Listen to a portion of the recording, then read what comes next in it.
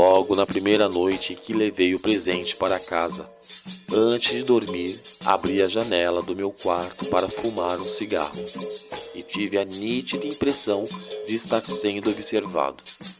Olhei para o meu cachorro e ele estava fixamente olhando para o berimbau e meio que rosnando.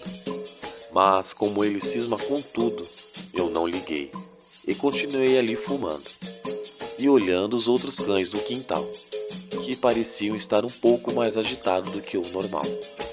E aquela sensação mais forte ainda de estar sendo observado por alguém. Fechei a janela, entrei, tomei um banho e por volta da 1h da manhã fui dormir.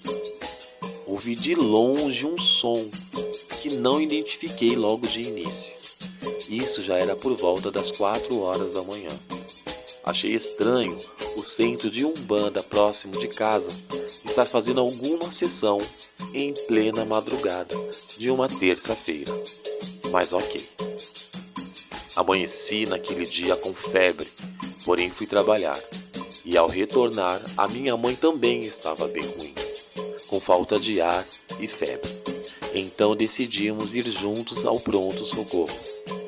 E como de praxe, o médico nos disse que era apenas uma virose. Já na segunda noite, eu não conseguia dormir, com um mal-estar e a mesma sensação de estar sendo observado. Me sentei na cama e fiz uma oração, a oração do Pai Nosso, e adormeci. Acordei por volta das 3h da manhã com aquele som, o som do berimbau, tocando. Dei um pulo da cama, acendi a luz e o objeto estava lá. Vitório, meu cachorro, em posição de ataque, olhando para o objeto. Deduzi que sim, era ele quem deveria ter mexido com o objeto e feito o barulho que me despertou. Já no outro dia, minha mãe estava muito ruim e precisou ser internada. E todas as noites, depois do som do instrumento começar a tocar, e eu só percebia após acordar. Começava como se fosse de longe e acordava com um som estridente dentro do meu quarto. Até que uma semana depois, a minha mãe saiu bem melhor do hospital. Porém, 2 dias depois, Thor, o meu cachorro, morreu. Ele já tinha 15 anos, mas estava super bem. E em uma manhã comentei com a minha mãe: "Nossa, esse centro agora toda noite."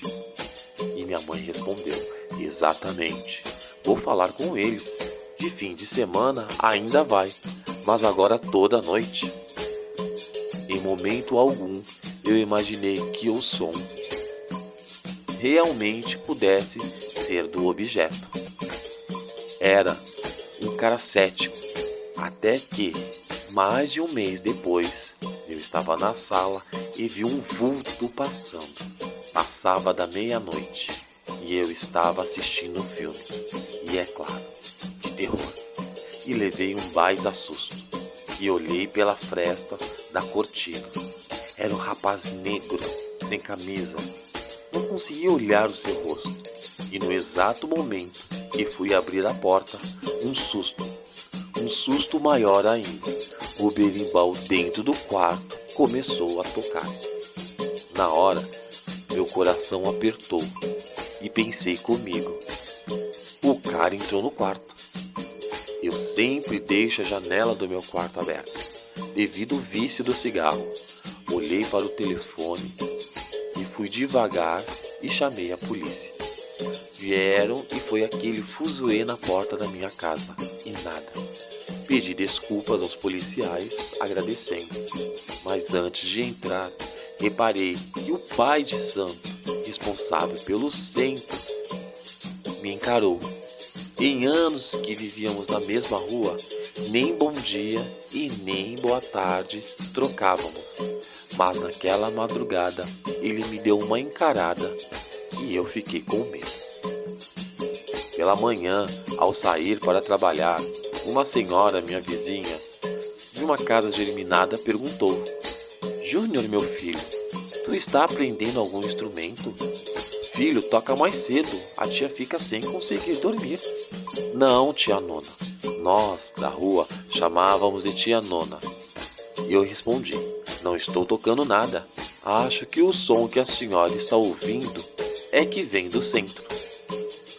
Ela colocou a mão no queixo como se pensasse e saiu meio que desconfiada. 2 dias depois, a mesma coisa. Vi um vulto, mas dessa vez foi dentro de casa. Estava deitado na cama, fumando.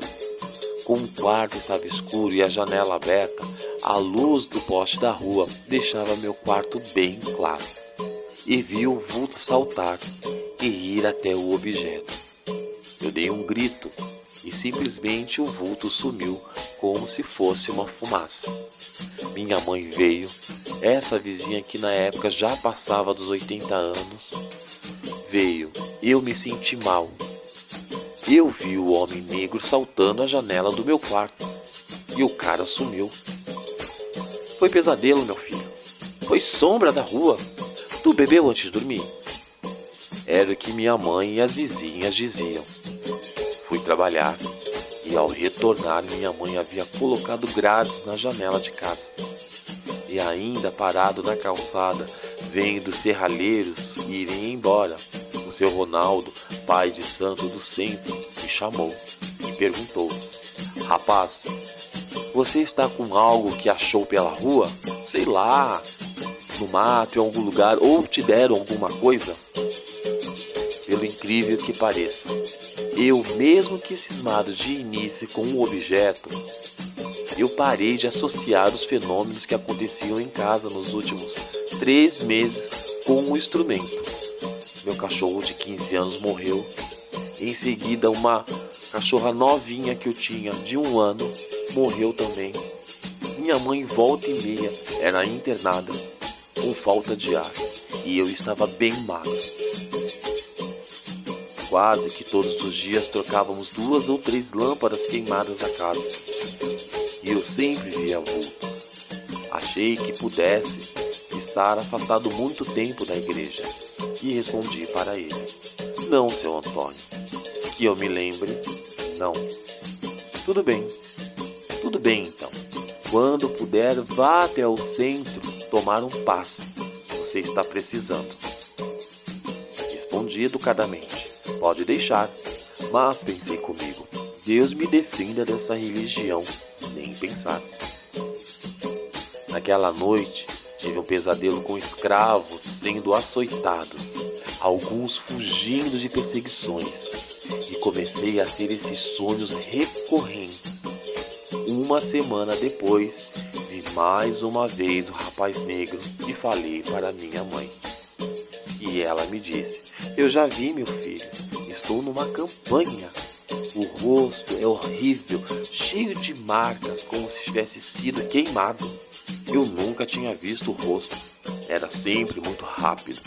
Até que numa noite, eu sonhei com uma roda de escravos, girando e lutando. Era um tipo de capoeira. E um deles, bem jovem, tocava um objeto que se parecia com um berimbau. E eu vi o rosto. Era um rosto perfeito. E no sonho, eles eram pegos de surpresa.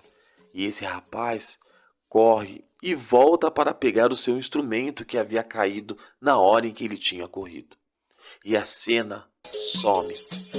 Depois volta uma cena dele dentro da fogueira, sendo jogado. E seu instrumento sendo jogado para o outro lado. Um pesadelo terrível.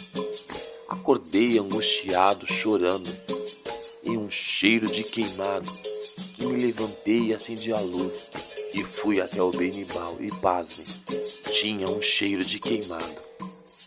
Eram 4 horas da manhã.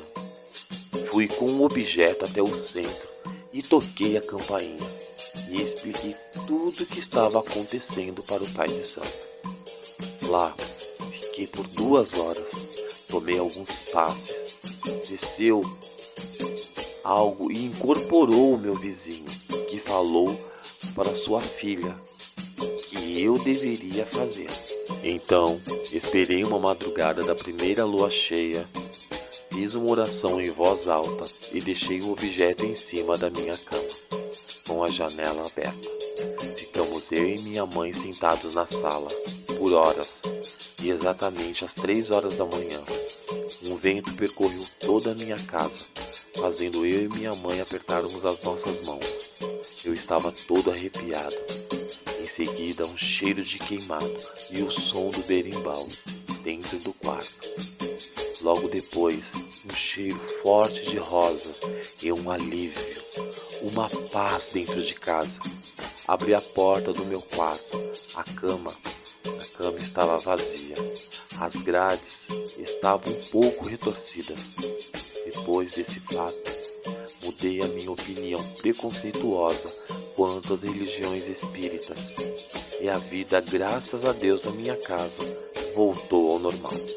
Até hoje, não tenho explicação exata sobre o que aconteceu. Aliás, temos uma ideia do que possa ter acontecido.